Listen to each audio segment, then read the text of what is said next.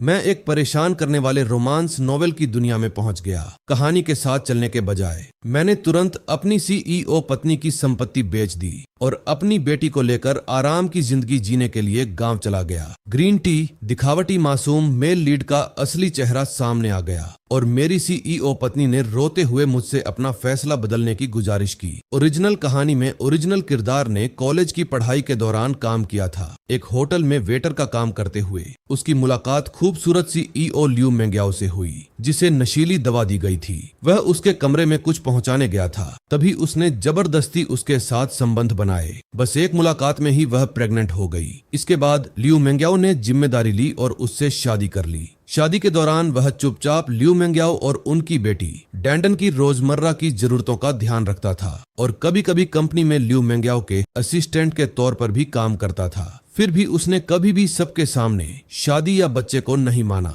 और डैंडन को उसे मां भी नहीं कहने दिया। बाद में ल्यू मेंग्याओ का व्हाइट मूनलाइट, उसका पहला प्यार, अपनी बेटी के साथ देश लौट आया। उसे अकेले बच्चे की देखभाल करने में संघर्ष करते देख उसे उसकी हालत पर बहुत दया आई। ल्यू मेंग्याओ ने कहा, अब से मैं उसका ध्यान रखूंगी, मैं बच्चे की मां बनूंगी। कहानी याद आने के बाद मैं हैरान रह गया और तुरंत भागने की योजना बनाई। फर्नीचर और ल्यू मेंग्याओ के डिजाइनर बैग के कलेक्शन से भरे घर को देखकर मैं संतुष्टि के साथ मुस्कुराया। ये सब मुफ्त में मिल रहा है तो मैं क्यों न लूं। आखिरकार हमारी कानूनी शादी हुई है। वह खुद को शर्मिंदा के बिना मुझ पर केस नहीं कर सकती और वैसे भी वह बहुत अमीर है।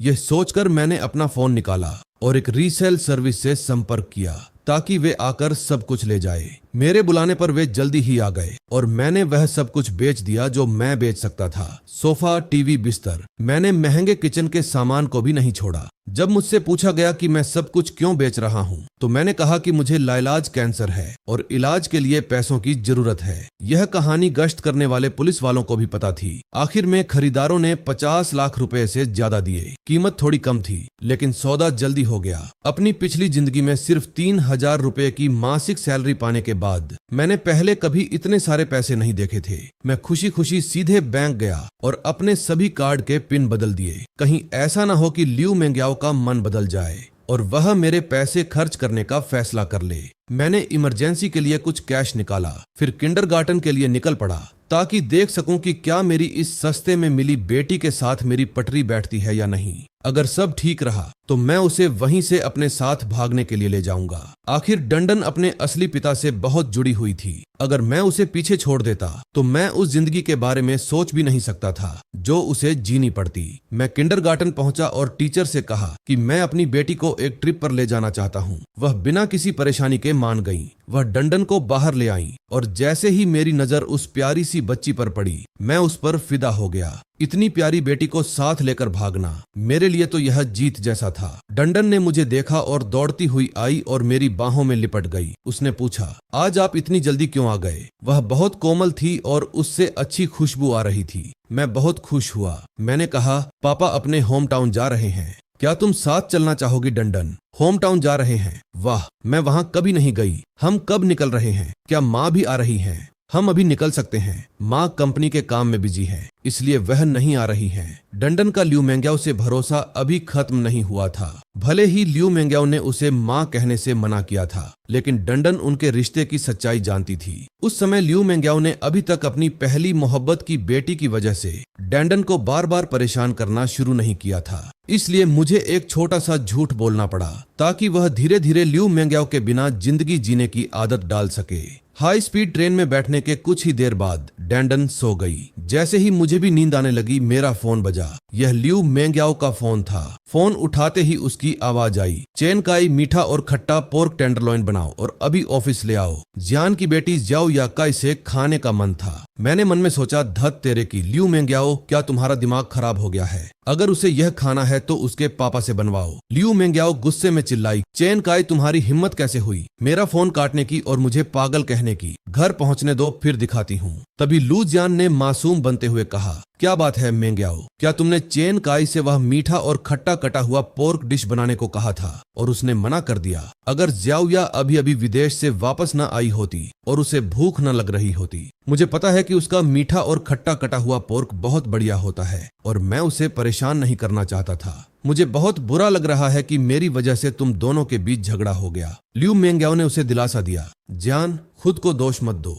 यह सब चेन काई की गलती है। तुम खाना नहीं बनाते हो, इसीलिए उससे कोई डिश बनाने के लिए कहना, इसमें क्या बड़ी बात है। मैं अभी घर जाकर उससे हिसाब किताब करती हूँ। जब वह घर पहुंची तो हैरान रह गई। सोफा कहाँ है? टीवी। सोफा कहाँ है? टीवी। हैंडबैग और गहने गायब हैं और किचन के कटोरे भी नहीं हैं। वह बड़बड़ाई, हमारे घर चोरी हो गई है, लेकिन यह समझ नहीं आ रहा, क्या आजकल ऐसे चोर भी होते हैं जो सब कुछ चुरा ले जाते हैं? तभी बाहर किसी ने कहा, बिल्डिंग 8 का यूनिट 1 क्यों खाली कर दिया गया? ओह, घर के मालिक को कैंसर है, ला इलाज कैंसर। उसने इलाज के लिए पैसे जुटाने के लिए सब कुछ बेच दिया। यह सुनकर ल्यू मेंग्याओ ने सोचा, जिस तरह से उसने फोन पर मुझ पर चिल्लाया, वह कैंसर वाले व्यक्ति जैसा नहीं लग रहा था। डंडन को उसके पिता ले गए, वे एक ट्रिप पर गए। वह सोचने लगी, चैन काई ने सब कुछ क्यों बेच दिया? वह अपनी बेटी को ट्रिप पर क्यों ले गया? वह मुझे अपनी हर गतिविधि के बारे में बताता था। आज जो हुआ उसके बारे में मुझे कुछ क्यों नहीं पता चला? तभी लू जियान आया और बोला, क्या बात है मेंग्याओ? एक और बात है, शिया ओया किंडरगार्टन जाने की उम्र की हो गई है। मुझे लगता है कि जिस किंडरगार्टन में डंडन जाती है वह बहुत अच्छा है, लेकिन मैं अभी अभी लौटा हूँ और यहाँ किसी को नहीं जानता। साथ ही मेरे पास अभी ट्यूशन के लिए ज्यादा पैसे नहीं हैं। क्या तुम मेरी मदद कर सकती हो? ल्यू मेंग्याओ ने कहा, यह छोटी सी बात है, चिंता मत करो, मैं कल शियाओया का एडमिशन करवा दूंगी। और कुछ? लू जियान ने कहा, नहीं, बस इतना ही। बस चेन काई के बारे में, तुमने उसके साथ कुछ किया तो नहीं? उसका मकसद तुम्हें गुस्सा दिलाना नहीं था। तुम्हें उसके साथ अच्छा व्यवहार करना चाहिए। भले ही उसके पास कोई औपचारिक नौकरी नहीं है, लेकिन अकेले कपड़े धोना, खाना बनाना और डंडन की देखभाल करना मुश्किल काम है। ल्यू मेंग्याओ ने जवाब दिया कि चिंता मत करो, यह मेरा पारिवारिक व्यवसाय है। बच्ची को कल सुबह जल्दी किंडरगार्टन ले आना, मैं तुम्हारे लिए एडमिशन का काम संभाल लूंगी। लू जियान ने मन में सोचा, कुछ अजीब लगा। इस बार ल्यू मेंग्याओ ने चेन काई पर फोन पर क्यों नहीं चिल्लाया? अगर उनका रिश्ता टूटा नहीं तो मैं कैसे बीच में आकर उसकी जगह ले सकता हूँ? नहीं, मुझे दबाव बढ़ाना होगा। वहीं ल्यू मेंग्याओ गुस्से में सोच रही थी, उस कमबख्त चेन काई ने तो अपना फोन ही बंद कर दिया था। जब वह वापस आएगा तो मैं पक्का करूंगी कि उसे एहसास हो कि मेरे बिना वह कुछ भी नहीं है। अगले दिन लू जियान ने ल्यू मेंग्याओ को देखा। ओह मेंग्याओ, क्या हुआ? क्या तुम कल रात ठीक से सो नहीं पाई? कुछ नहीं, मैं बस थोड़ी देर तक जागती रही। चलो अंदर चलते हैं और शियाओया के कागजी काम को निपटाते हैं। अंदर जाकर उसने कहा, प्रिंसिपल ल्यू, मुझे उम्मीद है कि आप मेरे दोस्त की बेटी का एडमिशन करवा देंगे। प्रिंसिपल ने सिर हिलाया। चिंता न करें प्रेसिडेंट ल्यू, मैं अभी इसका इंतजाम कर देता हूँ। ल्यू मेंग्याओ के मन में अभी भी वही बात चल रही थी। चेन काई बहुत बेरहम था, उसने मेरे लिए एक भी बिस्तर नहीं छोड़ा था। मुझे जल्दी से कुछ फर्नीचर खरीदना था, वरना मुझे होटल में ही रहना पड़ता। इस बीच लू जियान अपनी चालें सोच रहा था। मैं शियाओया और डैंडन का ट्रांसफर एक ही क्लास में करवा देता, फिर इस बात का फायदा उठाकर कि ल्यू मेंग्याओ ने डैंडन को उन्हें माँ कहने से मना किया था, मैं शियाओया से क्लास में यह अफवाह फैलवाता कि डैंडन की कोई माँ नहीं है, जिससे डैंडन का आत्मविश्वास टूट जाता। लेकिन उसकी इस साजिश का नाकाम होना तय था, क्योंकि इस बीच मैं डैंडन को गांव वाले अपने पुराने घर में वापस ले आया था। हालांकि आंगन में बहुत घास फूस उग आई थी, लेकिन घर अच्छी हालत में था।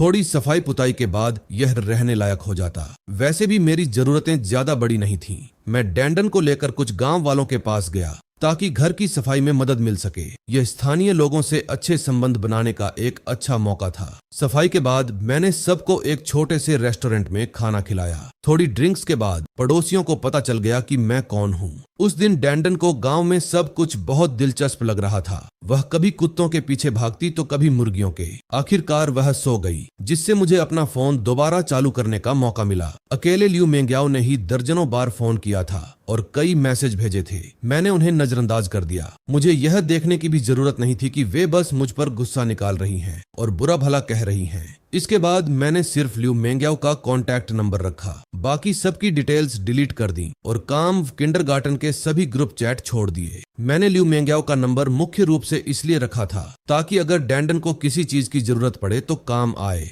मैंने सोचा कि उसकी बात सुन लेता हूँ। अगर वह बदतमीजी से बात करती तो मैं बाद में फोन काट सकता था। जैसे ही मैंने कॉल उठाया, उसने चिल्लाकर कहा, क्या कोई परेशानी है? चेन काय, तुम कहाँ हो? मुझे तुम मिल नहीं रहे हो और तुमने घर का सामान क्यों बेच दिया? मुझे उसे शांत रखना था, इसीलिए मैंने कहा। डैंडन कह रही थी कि वह बोर हो रही है और मैं उसके साथ खेल नहीं रहा था, इसीलिए वह अपना मन बहलाने के लिए कहीं घूमने जाना चाहती थी। मेरे पास पैसे नहीं थे, इसलिए मैंने कुछ चीजें बेचकर उसे घुमाने ले जाने के लिए पैसे जुटाए। उसने पूछा, तो तुम लोग वापस कब आ रहे हो? मुझे लगता है कि यह डैंडन के मूड पर निर्भर करेगा। तुम दोनों को जल्द वापस आ जाना चाहिए। मुझे इतने बड़े घर में अकेले रहने की आदत नहीं है। मैंने मन में सोचा, तुम किसे बेवकूफ बनाने की कोशिश कर रही हो? आदत नहीं है, तुम्हें बस मेरी यानी तुम्हारी नैनी की आदत है, जो तुम्हारा ख्याल रखता है ना? तभी फोन के पीछे से लू जान की आवाज आई। अरे मेंग्याओ, शियाओया अचानक बीमार पड़ गई है, क्या तुम आकर उसकी देखभाल में मदद कर सकती हो? ल्यू मेंग्याओ ने रूखेपन से कहा। अगर बच्ची बीमार है तो उसे अस्पताल ले जाओ। वैसे भी मुझे इसका कोई अनुभव नहीं है। मुझे कुछ काम करने हैं, मुझे जाना होगा। उसने मन में सोचा, मेरी अपनी बेटी भी मेरे पास नहीं है। मैं उस गॉड डॉटर की परवाह कैसे कर सकती हूँ जिसे मैं सिर्फ 2 दिनों से जानती हूँ? लू जान का चेहरा उतर गया और उसने मन में सोचा, धत तेरे की, ल्यू मेंग्याओ ने सच में मुझे मना कर दिया। मैंने तो बस शियाओया की बीमारी का बहाना बनाकर ल्यू मेंग्याओ और डैंडन के बीच झगड़ा कराने की कोशिश की थी। मैंने कभी नहीं सोचा था कि इतना बड़ा दांव खेलने के बाद भी ल्यू मेंग्याओ आकर देखने की जहमत भी नहीं उठाएगी। अगर ल्यू मेंग्याओ को अब मेरी या मेरी बेटी की कोई परवाह नहीं है तो मैं अपने कर्ज का क्या करूंगा? ऐसा लगता है कि मेरे पास कोई चारा नहीं है सिवाय इसके कि मैं जोखिम उठाऊं और ल्यू मेंग्याओ की असिस्टेंट होने के नाते कंपनी के फंड का गबन करूं। इधर गांव में मेरे अलावा डैंडन का यहाँ कोई परिवार नहीं है, इसलिए किसी और को उसे किंडरगार्टन से लाने की इजाजत नहीं है। डैंडन स्कूल के अपने पहले दिन खुश थी। कोई उथल पुथल वाले या मुश्किल सबक नहीं थे। ज्यादातर समय टीचर बच्चों को खेल खिलाते रहे। जब तक डैंडन खुश है, बस यही मायने रखता है। मुझे लगा था कि उसे ढलने में थोड़ा समय लगेगा, लेकिन क्योंकि वह खुश है तो हम इसे यहीं छोड़ देते हैं। सब ठीक है। उसके बाद के दिनों में डंडन को किंडरगार्टन ले जाने के अलावा मैं घर से बाहर नहीं निकला। जब भी गांव वाले पूछते तो मैं उनसे कहता कि मैंने सालों तक बहुत मेहनत की है और अपनी सेहत खराब कर ली है। ऐसा बिल्कुल नहीं है। मेरे पास बहुत पैसा है, मैं काम क्यों करूंगा? किसी और के लिए काम करने का तो सवाल ही नहीं उठता। वह जिंदगी मेरे लिए खत्म हो चुकी है। काम करना थका देने वाला होता है। क्या आराम से लेटे रहना और मजे करना बेहतर नहीं है? ल्यू मेंग्याओ जब भी खाली होती मुझे फोन करती। अगर मेरा मूड अच्छा होता तो मैं जवाब देता, लेकिन अगर नहीं होता तो मैं ऐसा दिखावा करता जैसे मैंने कॉल देखा ही नहीं। बाद में पहाड़ियों पर लगे फलों के पेड़ पक गए, लेकिन जिस खरीदार ने फसल खरीदने का वादा किया था